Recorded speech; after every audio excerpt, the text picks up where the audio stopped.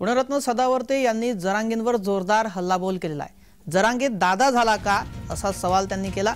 मराठा समाजाने जरांगे पाटील याच्या नादी लागू नये असं म्हणत त्यांनी जरांगेंवर जोरदार हल्लाबोल केला।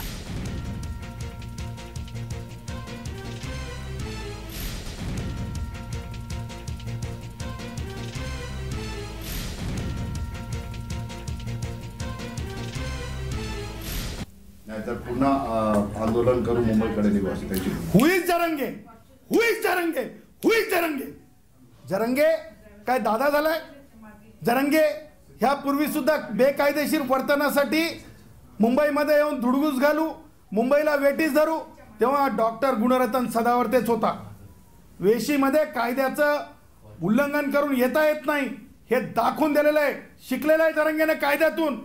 149 जी नोटीस निघाली ती गुणरत्न सदावर्तेच्या याचिकेवर आणि गुणरत्न सदावर्तेला सुद्धा ती माहिती देण्यात आली पोलीस विभागामार्फत।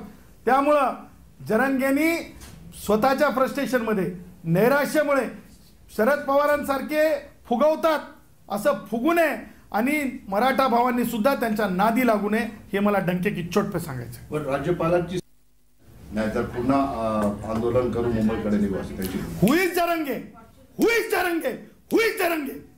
जरांगे काय दादा झालाय? जरांगे ह्या पूर्वी सुद्धा बेकायदेशीर वर्तनासाठी